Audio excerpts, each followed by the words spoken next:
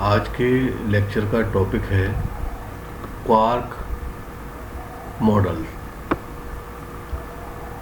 Quark model. अभी तक हमने मूल कणों के बारे में जानकारी दी थी, उनके इंटरेक्शंस क्या होते हैं इसके बारे में बताया था। तो हमने तो जो चार्ट बनाया था मैंने, उसमें बहुत कुछ ही मूल कण थे, लेकिन धीरे धीरे इन मूल कणों की संख्या बढ़ने लग गई। डिफरेंट मूल कणस खोजे जाने लगे। तो जब इनकी संख्या बहुत ज़्यादा हो गई, लगभग 200 या 200 से थोड़ा अधिक, तो साइंटिस्टों ने ये सोचा कि इतने ज़्यादा मूल कण नहीं हो सकते। यानी उन्होंने ये सोचा कि जो मेसॉन और बैरियन हैं, यानी जितने भी हेड्रॉन्स हैं, हो सकता है ये हेड्रॉन्स कुछ और मूल कणों से मिलकर बने हों। ऐसा उन्होंने अनुमान लगाया, क्योंकि इतने ज़्यादा 200 से ज़्यादा मूल कण तो बहुत ज़्यादा संख्या हो गई। इतने मूल कण नहीं हो सकते, मूल कण तो बहुत कम संख्या में होने चाहिए। तो उन्होंने ये अनुमान लगाया कि जितने भी हेड्रॉन्स हैं, हेड्रॉन्स यानी सारे मेसॉन्स और बैरियंस, ये मिलकर हेड्रॉन्स कहलाते हैं। तो उन्होंने ये अनुमान लगाया कि जितने भी हेड्रॉन्स हैं ये कुछ और कणों, मूल कणों, कुछ और कणों से मिलकर बने होने चाहिए। ठीक है। तो उन्होंने इन नए कणों को, जिनसे ये हेड्रॉन बने होते हैं, उन्होंने खोज की, फिर डिफरेंट एक्सपेरिमेंट्स किए, और 1964 में उन्होंने एक मॉडल दिया, क्वार्क मॉडल। यानी जिन कणों से उन्होंने माना कि ये हेड्रॉन बने होते हैं, फिर बाद में एक्सपेरिमेंटों से उन कणों की खोज भी हुई, उन कणों को नाम दिया गया हेड्रॉन, और इस मॉडल को नाम दिया गया, उन कणों को नाम दिया गया क्वार्क, और उस मॉडल को नाम दिया गया क्वार्क मॉडल। यानी क्वार्क मॉडल के अनुसार, क्वार्क मॉडल 1964 में बताया गया था, क्वार्क मॉडल हेड्रॉन्स का। तो क्वार्क मॉडल के अनुसार जितने भी उस समय तक खोजे गए हेड्रॉन्स थे, उन्होंने यह अनुमान लगाया कि ये सारे के सारे जो हेड्रॉन्स हैं ये क्वार्क से मिलके बने होते हैं। बाद में एक्सपेरिमेंटों से इसका प्रूव भी हो गया कि हेड्रॉन्स के अंदर, हेड्रॉन का अंदर एक स्ट्रक्चर होता है, संरचना होती है उसकी, और वो संरचना किससे मिलकर बनी होती है? क्वार्क से मिलकर बनी होती है। तो कुल मिलाकर पहले 3 क्वार्क की खोज हुई, U, D और S, लेकिन बाद में अन्य और प्रयोगों द्वारा कुल जो क्वार्क पाए गए उनकी संख्या हो गई 6। तो अभी तक 6 क्वार्क खोजे जा चुके हैं, लेकिन स्वतंत्र रूप से इनका कोई अस्तित्व नहीं होता। यानी हेड्रॉन्स को हम तोड़ना चाहें, क्वार्क कैसे निकलेंगे? सभी हेड्रॉन्स क्वार्क के बने हुए हैं, तो अगर हमें हेड्रॉन को तोड़ दें, जैसे न्यूक्लियस को तोड़ देते हैं तो प्रोटॉन न्यूट्रॉन निकल जाते हैं, ऐसे हेड्रॉन को अगर तोड़ा जा सके तो ये क्वार्क मिल जाएंगे, लेकिन हेड्रॉन को तोड़ना अभी संभव नहीं हुआ है। तो इन क्वार्क्स का स्वतंत्र अस्तित्व नहीं है, क्वार्क्स स्वतंत्र रूप से प्राप्त नहीं हो सके हैं। तो जैसे मैंने बताया, प्रारंभ में तो 3 क्वार्क खोजे गए थे, लेकिन बाद में और 3 क्वार्क और खोज लिए गए, तो इनकी जो कुल संख्या हो गई 6। तो इनको नाम दे दिया गया U, D, S, C, T, B। इनको टेबल बनाएंगे हम, टेबल में ये क्वार्क्स, उनकी प्रॉपर्टीज़ क्या होती हैं 6 क्वार्कों की, वो सारी हम दर्शाएंगे। तो ये टेबल है।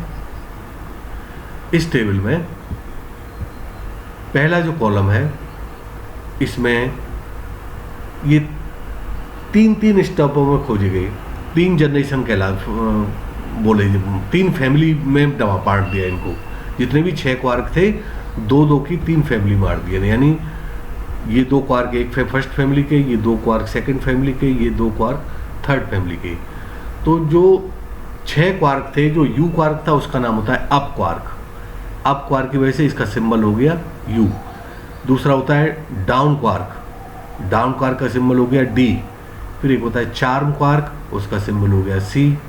फिर है स्ट्रेंज क्वार्क, उसका सिंबल हो गया S, और टॉप क्वार्क उसका सिंबल हो गया T, और बॉटम क्वार्क उसका सिंबल हो गया B। तो इस तरह से ये 6 क्वार्क्स खोजे गए।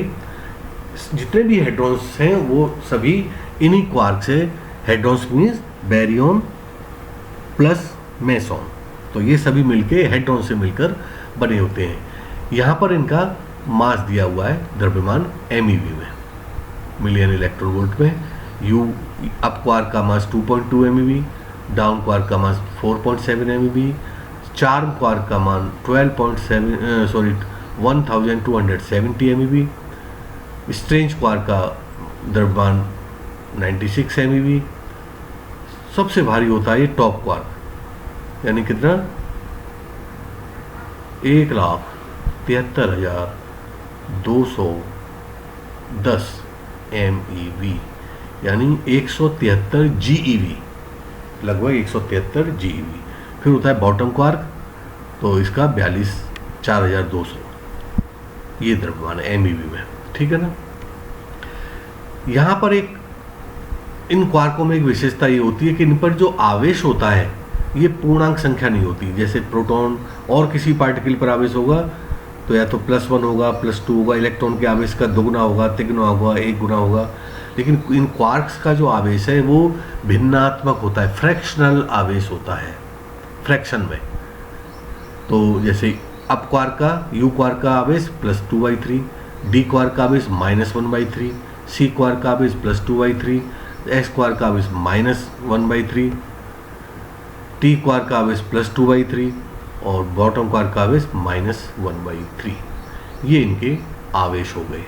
ये इस कॉलम में हमने आवेश लिखा है, किस यूनिट में है, इलेक्ट्रॉन के आवेश की यूनिट में है, और ये उनका चिन्ह है, प्लस पॉजिटिव आवेश है या नेगेटिव आवेश है। इसके बाद आता है इनका बैरियन नंबर, क्यों सभी हेड्रॉन्स का जो बैरियंस होते हैं उनका बैरियन नंबर होता है, और बैरियन भी क्वार्क से मिलके बने होते हैं। तो इनका बैरियन नंबर होता है, प्रत्येक क्वार्क का बैरियन नंबर 1/3 होता है, 1/3, 1/3, 1/3, 1/3, 1/3, ठीक है। इसके बाद आता है इनके कुछ क्वांटम नंबर्स होते हैं, जैसे बैरियन नंबर हो गया, ऐसे ही स्ट्रेंजनेस। तो स्ट्रेंजनेस केवल इन क्वार्कों में जो क्वार्क स्ट्रेंज होगा उसकी स्ट्रेंजनेस होगी। तो ये S क्वार्क स्ट्रेंज होता है तो इसकी स्ट्रेंजनेस हो गई -1। इसी तरह से एक चार्म क्वांटम नंबर होता है, ये चार्म क्वांटम नंबर है। तो चार्म क्वांटम नंबर उसी क्वार्क का होगा जो चार्म होगा, तो ये चार्म क्वांटम नंबर क्वार्क है C, इसके लिए चार्म क्वांटम नंबर है +1। ऐसे टॉपनेस क्वांटम नंबर है, ये टॉपनेस क्वांटम नंबर केवल टॉप क्वार्क का होगा, ये टॉप क्वार्क है, तो इसके लिए टॉपनेस क्वांटम नंबर हो गया +1। इसी तरह से बॉटमनेस क्वांटम नंबर, यहाँ पे B 2 आ रहे हैं, एक बैरियन नंबर के लिए हमने B लिखा था और ये बॉटमनेस क्वांटम नंबर के लिए B हो गया, तो इसके ऊपर मैंने ये चिन्ह लगा दिया है, तो इससे डिफ्रेंशिएट हो जाए दोनों कि ये बैरियन नंबर है, ये बॉटमनेस है। तो बॉटमनेस क्वांटम नंबर किसका होगा, केवल बॉटम क्वार्क का होगा, ये बॉटम क्वार्क है B, इसके लिए -1 हो गया। इसके अलावा ये U और D जो क्वार्क हैं ये एक फैमिली बनाते हैं, ये एक फैमिली होती है। बाकी ये क्या है, फर्स्ट सेकंड थर्ड, ये एक तरह से जनरेशन है, ग्रुप बना दिया हमने फर्स्ट सेकंड थर्ड ग्रुप, लेकिन ये एक फैमिली बनाएंगे। तो ये इसमें जो आइसोस्पिन होगी ये डबलेट हो गई, तो आइसोस्पिन होगी 1/2 1/2, और इनका जो जेड कंपोनेंट होगा U क्वार्क के लिए +1/2 और D क्वार्क के लिए -1/2। इसके अलावा बाकी के जितने भी क्वार्क्स हैं ये सिंगलेट स्टेट में होते हैं, केवल ये 2 क्वार्क डबलेट स्टेट में है। तो सिंगलेट स्टेट में होने की वजह से इनके लिए I सभी के लिए आइसोस्पिन 0 हो जाएगा, और आइसोस्पिन का जेड कंपोनेंट भी 0 हो जाएगा। तो ये सभी 6 क्वार्क के क्वांटम नंबर्स हैं, उनके द्रव्यमान हैं, उनके आवेश हैं। तो ये टेबल आपको याद रखनी पड़ेगी, ठीक है ना। इसके अलावा जितने भी ये क्वार्क्स हैं, 6 क्वार्क्स, इतने ही एंटी क्वार्क, प्रत्येक क्वार्क का एक एंटी क्वार्क भी होता है। तो एंटी क्वार्क के लिए इन सभी वैल्यूज़ के मान तो समान रहेंगे लेकिन चिन्ह बदल जाएंगे। जैसे U के लिए बैरियन नंबर है 1/3, तो यू के लिए, यू बार के लिए हो जाएगा -1/3। तो एंटी क्वार्क के लिए क्यू मतलब आवेश, baryon number, strangeness, charm quantum number, top quantum number और बॉटम क्वांटम नंबर तथा आईजेड, इनके मानों के चिन्ह बदल जाएंगे। मान तो वही रहेंगे, चिन्ह बदल जाएंगे, लेकिन जो आइसोस्पिन है वो समान रहेगा। यू क्वार्क का भी 1/2 है तो एंटी यू क्वार्क का भी 1/2 होगा। डी क्वार्क का 1/2 है तो एंटी डी क्वार्क का भी 1/2 होगा। तो इस तरह से ये पूरी क्वार्क्स की टेबल है। तो इससे हम क्वार्क की जितनी भी प्रॉपर्टीज हैं वो समराइज कर दिए यहाँ पर। वैसे कुछ जो प्रॉपर्टीज हैं वो हम एक एक करके यहाँ पर डिस्कस करेंगे। एक चीज़ यहाँ से देखिए, प्रत्येक क्वार्क का बेरियन नंबर कितना है 1/3। तो एक बेरियन का बेरियन नंबर कितना होता है 1। तो यानी एक बेरियन को बनाने के लिए कितने क्वार्क की आवश्यकता होगी 3। 1/3 + 1/3 + 1/3 = 1।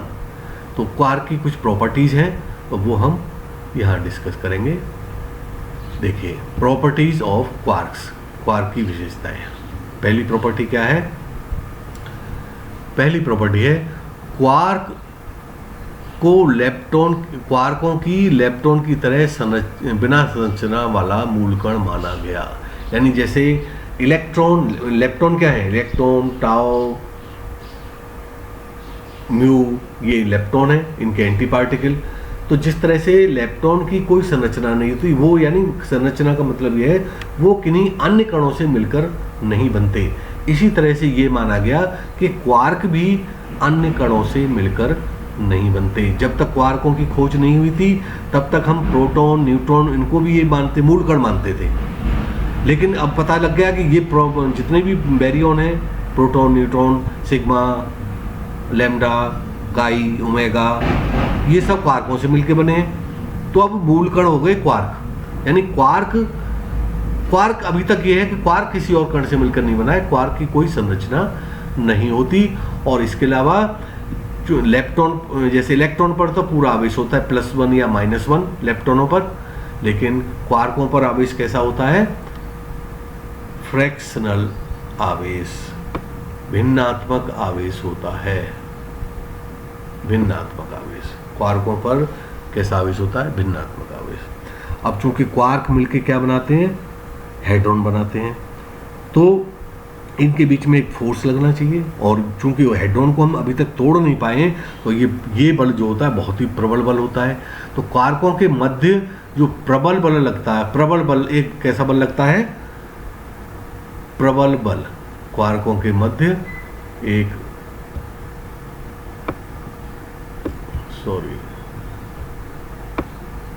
प्रबल बल लगता है।